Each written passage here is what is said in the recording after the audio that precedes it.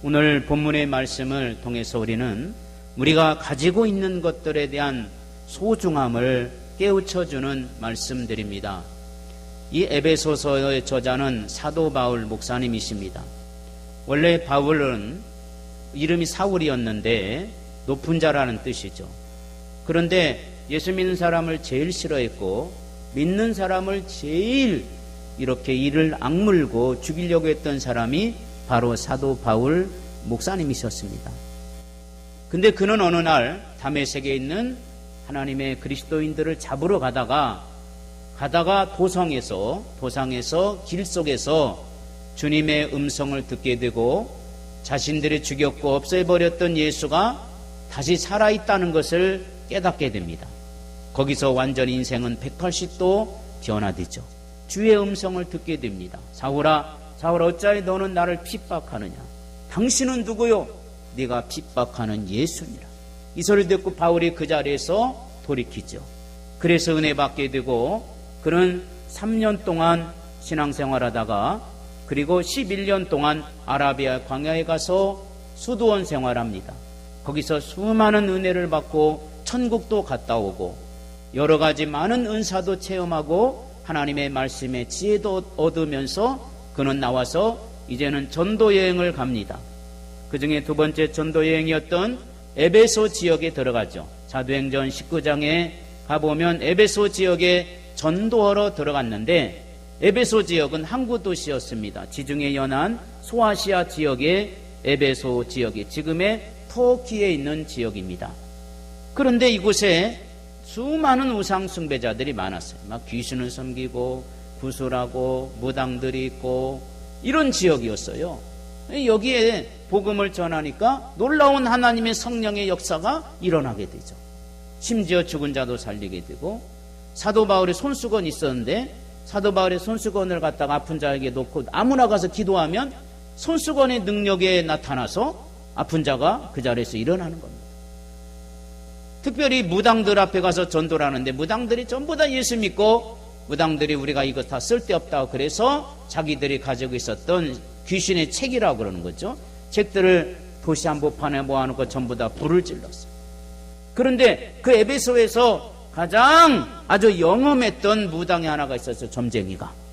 이 사람이 누구냐면 스게와라는 사람입니다. 스게와. 이 스게와라는 사람은 얼마나 용한 점쟁이인지 저 외국에서부터 찾아오는 아주 유명한 사람이었는데 이 사람에는 아들이 7이 있었습니다. 아들이 7이 있었는데 이 아들들이 보니까 우리 아버지보다 사도 바울이 더 영험한 거예요. 아버지보다는 훨씬 더. 우리 아버지는 죽은 자는 살린 적이 없잖아. 우리 아버지는 작두를 거꾸로 타긴 했지만은 이 사도 바울은 기도만 하면 죽은 자도 살리고 병든 자도 고치는 거예요. 그러니까 7 아들이 우리 아버지보다 훨씬 더 능력이 있다. 우리 한번 가보자. 구경 가보자. 왜 그러냐면 구경 갔는데 아무것도 안 차려 있는 거지. 자기 아버지는 점쟁이하거나 구슬할 때는 돼지 있잖아요. 돼지복을 잘라가지고 그걸 그대로 푹 곱니다. 아니 고는 게 아니라 삶습니다. 익혀요. 그래도 돼지 대가리 삶을 때요 입을 쫙 벌려놓고 웃는 모습으로 이렇게 하고 삶습니다. 돼지도 삶아놓고 두면 그거 잃어버렸다는 찡그린 돼지는 하나도 안 팔리고 콱 눌러서 그냥 먹어버리고 잔치집으로 결혼식집으로 가는 거예요. 이런 거 막 차려놓고. 그리고 수박도요 위에 목 있잖아 싹 자르고 밑에 이제 전라도 말로 똥구멍이라고 그러는데 그걸 딱 잘라서 딱 세워놓고 거기다가 이렇게 막 온갖 음식을 차려놓고 제사를 하는데 사도 바울은 보니까 아무것도 없어요. 아무것도 없고 손수건 하나 가지고 하고 손수건은 땀 닦는 일에 써먹었던 건데 그거 가지고 기도하면 낫고 야 우리도 저 사람 저처럼 해보자. 우리 아버지보다 훨씬 낫다. 그래서 이 사람들이 마침 지나가는데 길거리 가는데 정신이 착란 병 환자가 있었어요. 이렇게 멍 놓고 하늘만 쳐다보고 가는데 스교 7 장인들이 똑같이 가가지고 야! 너 예수 이름으로 명하노니 귀신아 나가라! 이러니까 그 사람이 가다 갑자기 정신이 바짝 들어서 너 누구니? 내가 예수도 알고 바울도 아는데 너는 누구냐? 뭐 누구야? 예수 이름으로 명하노니 빨리 나가! 한번 나가봐. 이랬단 말이에요. 이러니까 막 달라들어가지고요 7명의 아들을 갖다가 전부 다 요절을 내놓는 거예요. 이런 역사가 에베소에서 일어나게 돼요. 그래서 바울이 여기서 3년 동안 목회를 하는데 많은 사람들이 예수 믿게 되고 놀라운 역사가 일어나게 되었습니다. 그래서 바울은 에베소를 거쳐서 예루살렘으로 오고 예루살렘을 거쳐서 거기서 잡혀가지고 로마에까지 갑니다. 거기 로마에 연금이 되어서 로마의 감옥에 있는데 연금을 시킵니다. 밖에서 군사들이 돕고 군사들이 이렇게 이제 허락하에 유출할 수 있도록 그렇게 돼요. 그래서 그게 이제 감옥살이 하는 중에 들려오는 소식이 있었어요. 뭐냐면 제가 지난번에 에베소 교회 성도들의 모습이 들려오는데 그 성도들의 모습 소리에 보게 되면 15절에 보면 또 이렇게 말 쓰고 있죠. 이로 말미암아 주 예수 안에서 너희의 믿음과 모든 성도를 향한 사랑을 나도 들었다. 이 교회는 사도 바울 목사님이 있을 때보다는 없을 때 더 믿음이 셌어요. 사도 바울 목사님이 감옥에 갇혀 있다 하는데도 불구하고 주의 사랑을 나누고 믿음이 더 컸고 믿음을 잘 지켰다는 겁니다. 사랑이 풍성해서 소문난 교회가 되어서 멀리 로마에까지 가서 감옥에 갇혀 있었지만 이 소문이 바울의 귀에 들어왔을 때 얼마나 감사하고 감격했는지 오늘 15절에 읽어본 말씀에 본문 본 말씀을 그렇게 소개하고 있는 것을 우리에게 알려주고 있습니다. 여러분, 그 자기가 뿌린 씨가 자라서 아름다운 열매를 맺는 모습을 볼 때 기쁨이란 이로 말할 수가 없는 겁니다. 그래서 우리에게는 이 힘이 있어요. 그래서 우리가 복음을 전했는데 이 사람이 예수 믿었다. 이게 큰 기쁨이요 보람이거든요. 우리가 전도를 해보지만 전도했더니 사람들이 나중에 예수 믿어. 처음에는 그렇게 반대하던 사람이 예수 믿었다. 이런 거. 이 보람이 아닙니까? 예. 오늘 또 우리에게 주시는 이런 보람, 여러분에게도 복음을 전했는데 이 사람이 예수 믿게 되는 역사가 일어나는 이런 보람들이 있어지기를 주님의 이름으로 축원합니다. 그러면서 사도 바울은 에베소 교회를 생각할 때마다 얼마나 감사한지 모릅니다. 감사하기를 맞이 아니했다. 16절에 보면 한번 읽어봅시다. 16절 시작. 내가 기도할 때 기억하며 너희로 말미암아 감사하기를 그치지 아니하고.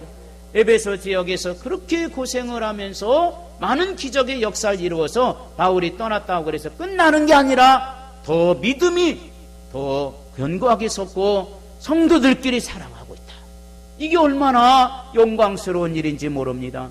그러면서 이 교회에 그래 너희들에게는 이러한 하나님의 은혜가 있다, 이러한 하나님이 우리에게 주신 것이 있다 라고 말하면서 오늘 우리가 생각해 보려고 하는 것이 바로 오늘 18절 19절을 중심으로 해서 오늘 우리에게 주신 것, 우리가 가진 것에 대한 바울의 아름다운 믿음을 우리에게 보여주고 있습니다.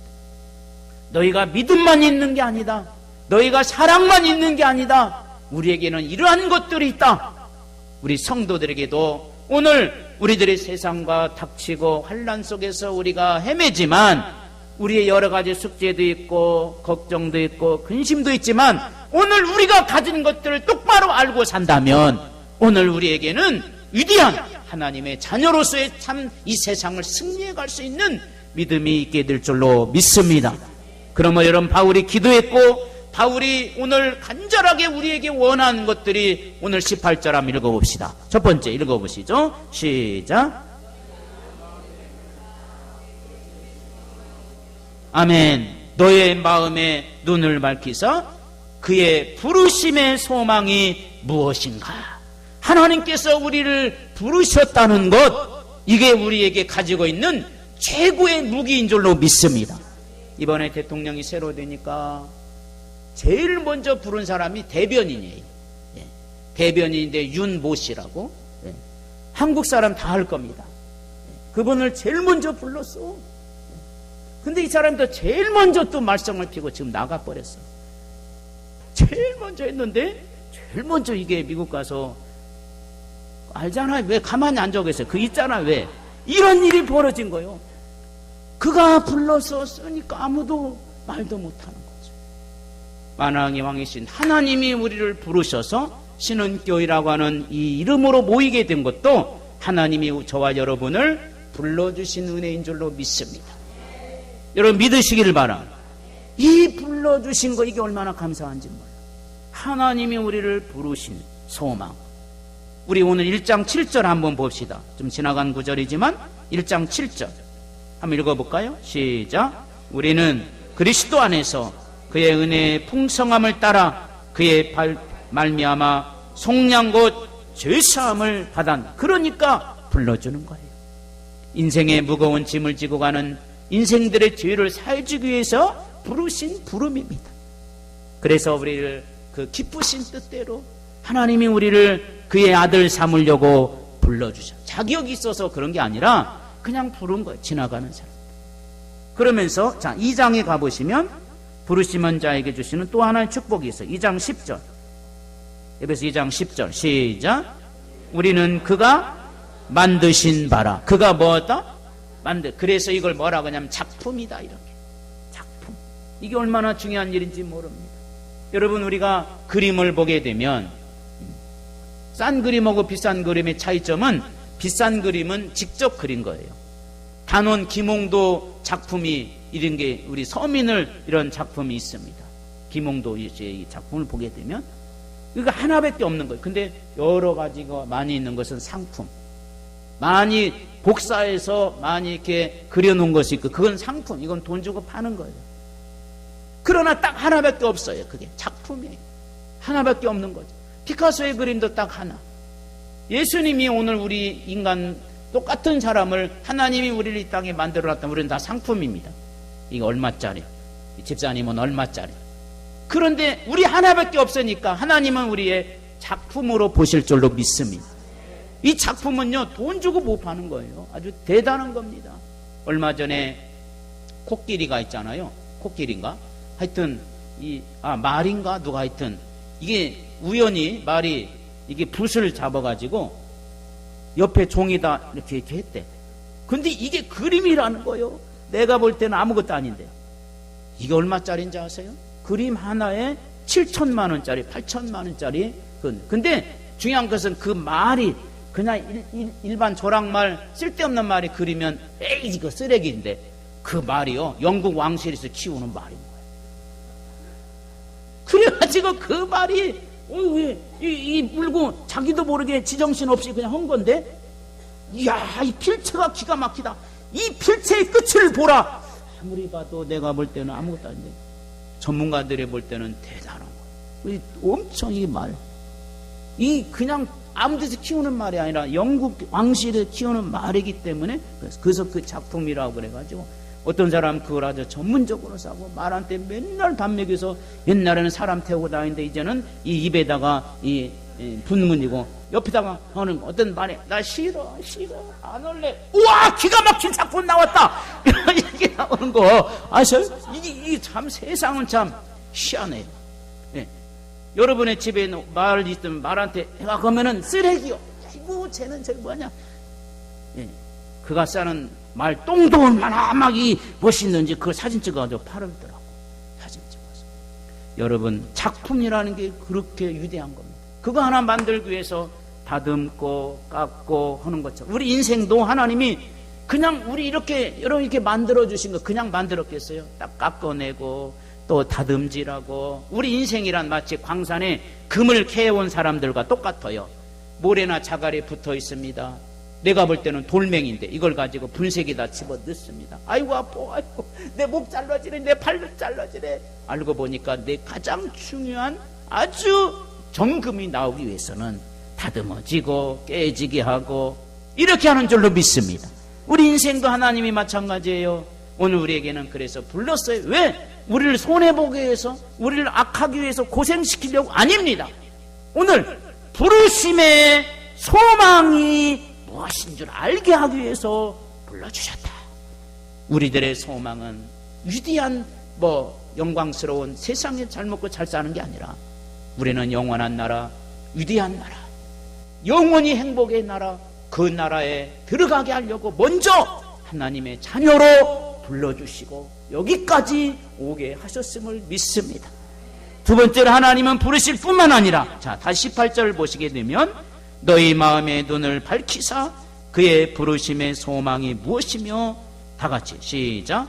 성도 안에서 그 기업의 영광의 풍성함이 무엇이며. 할렐루야. 우리에게는 뭐가 있다는 거예요? 기업의 풍성함이 있다는 겁니다. 오늘 우리가 아무것도 없다고 생각하면 안 돼요. 기업이 있어요. 하나님이 우리 위해서 그 기업을 주시려고 목숨을 내버렸다니까. 아무리 좋은 거 있고 귀한 거 있다 할지라도 자기가 대신 죽는 것을 얻으려고 하는 사람은 없을 겁니다. 부모도 자식을 대신해서 죽어줄 수 없고 자식이 부모를 대신해서 죽어줄 수 없어요. 이처럼 영혼을 위해서, 한 사람을 살리기 위해서 죽어주신 분이 예수님이시거든요. 왜 그래요? 하늘의 기업을 주시려고 하는 거예요. 이게 영광이라는 겁니다. 하나님께 받은 우리의 유산, 예수 그리스도를 통해서 받은 유산, 이게 우리의 분기시요, 이것이 저와 여러분이 가장 영광스럽고 존귀하게 여겨야 될 일인 줄로 믿습니다. 원래 이 기업이라는 말은요, 구약시대의 용어예요.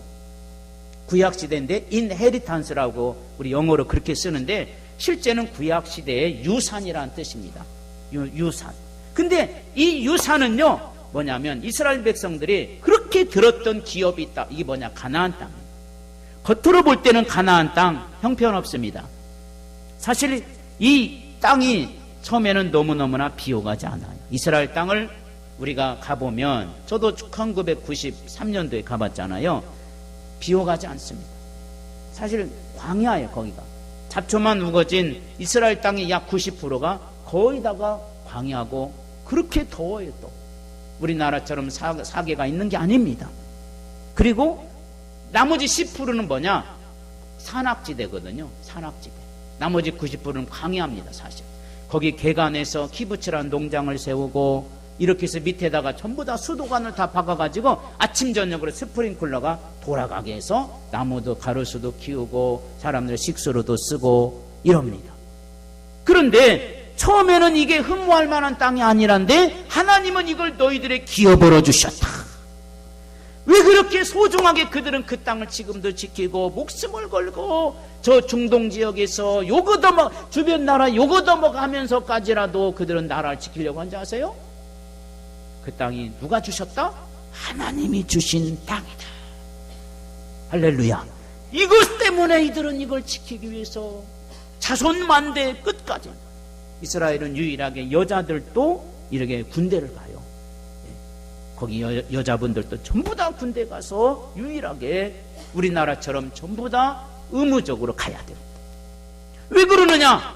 그 땅을 볼 때 정말 볼품없습니다. 광야 땅이고 정말 어떤 면일 때는 쓸모없는 땅이, 우리나라 사람들한테 좀 별로 쓸모없는 땅인데 하나님이 주셨다는 것 때문에 이들은 그걸 목숨을 걸고 지키는 거 아니겠습니까? 비옥하다, 그렇지 않다가 중요한 것이 아니라 누가 주셨느냐, 그들의 기업으로 삼았다는 것, 이것을 감사하게 여긴 겁니다. 우리 엄마 아버지 마음에 안 드는 사람 많습니다. 제가 지난번에 말씀드린 것 같은데요, 전철을 타고 이렇게 가는데 옆에서 고등학교 여학생 애들이야. 교복 이쁘게 입고 한 서너 명이 있는데 나는 안 들고 싶은데 이놈의 귀가 왜 이게 들려지는지 난 모르겠어. 막 욕을 하고, 나는 그런 욕을 처음 들어봤습니다. 애들이 여학생이요, 좀 있으면 시집갈 애들 같더라고. 옆에 전철에 있는데 사람도 많이 안 탔었는데 지들끼리 와서 막 욕을 해. 막 그년 저년 막 뭐 하면서 막 10원짜리가 어떻고 막 이래. 막. 그래서 내가 깜짝 놀랐어. 쟤들은 안 들으려고 했어요 진짜. 근데 이상하게 이 귀가, 이 파장이 오는 거야. 이 귀 파장이 이렇게 확 오면서 막 10원짜리가 들려오고 막 50원짜리 100원짜리 막 이런 소리가 들려오는데, 나는 10원짜리 얘기했지만 10,000원짜리 욕도 나오고 이러더라고. 그래서 깜짝 놀랐어요. 쟤들은 누구한테 저러나 뭐 막 완전히 무슨 원수진 것 같은 거야. 그래서 가만히 안 들으려고 했는데 이게 파장이 이게 오는 거야. 이게 소리 음파가 막 내 귓전에 자르고 머릿속에 들어오고 가슴 쪽에 와서 쟤들 어떻게 할까, 뭐라 한마디 해줄까, 어찌까 하다가 또 두드려 맞으면 나만 손해지 해가지고 온갖 거기에서 생각이 나는데 도저히, 야 진짜 힘듭니다. 요거 욕 듣는 것도 힘들더만. 처음에는 재밌더만 나중에 힘들더라고. 근데 전화가 또 오는 거예요. 그 욕 제일로 잘하는 애한테 전화가 띠르르 하나 오는 거니까 야야야 호랑이도 제 말하면 온다. 그 욕 시끄러운 데서 오나 봐. 욕 딱 하거든만 아주 거룩하게 받더라고. 여보짜요? 하면서 봤는데 알았어. 지금 가고 있어. 걱정하지 마. 밥 먹었어. 엄마나 열심히 먹어. 딱 끊는 거야.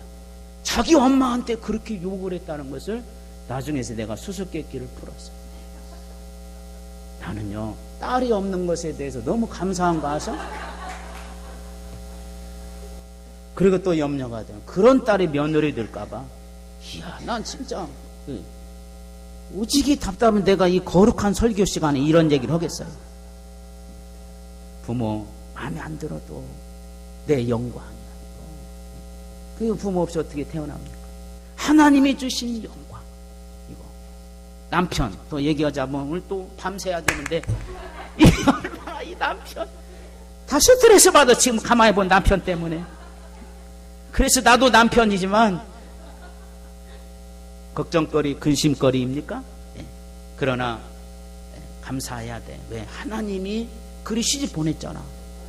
내가 가고 싶어서 간 사람은 찍소리 하지 말고 아무 말도 말고 아멘으로 살고, 나도 가기 싫었는데 어쩔 수 없이 그 사람 어떻게 손잡다 보니까 갔다. 그런 사람은 더 찍소리 하지 말고 그래야 돼요. 아시겠어요? 오늘 가정이 다르니까 말씀하는데 하나님이 세워주셨기 때문에 감사해요.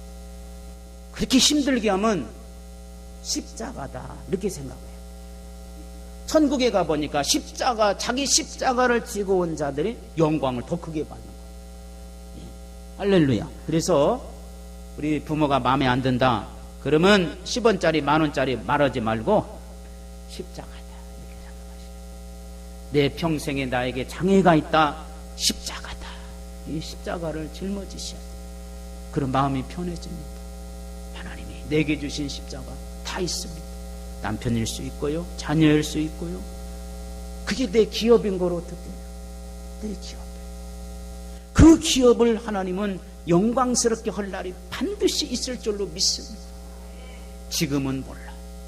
얼마 안 있으면 우리가 하늘나라에 가보면 그때 그 십자가가 있었기 때문에 하나님 나라에 들어가는 사은품.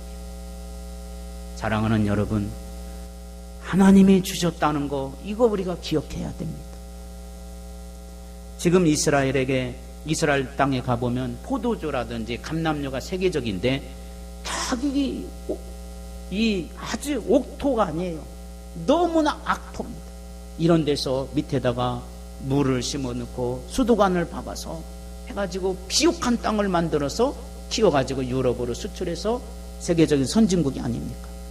사랑하는 여러분, 하나님은 우리에게 기업으로 주신 거 영광스럽게 생각하고 이거 우리에게 주님이 주시는 축복인 줄로 믿고 십자가로 생각하고 영광스러운 일로 생각한다면 우리가 무가치하고 쓸모없는 존재는 하나도 없습니다. 여러분, 신성한 자존감 이걸 가집시다. 우리가 무가치하다, 이거는 세상에 타락한 세계관의 영향이요 사탄이 주는 생각입니다. 모든 인간은 존엄합니다. 하나님의 형상을 가지고 있기 때문에 그러는 겁니다. 사랑하는 여러분, 우리의 기억 마음에 안 들더라도 내 생각이 조금은 벗어난다 할지라도 하나님이 주신 것이라 생각하고 십자가로 생각하고 이겨낼 수 있는 우리가 될 수 있기를 바랍니다. 마지막으로 오늘 19절을 보십시오. 에베소 1장 19절 한번 읽어봅시다. 시작.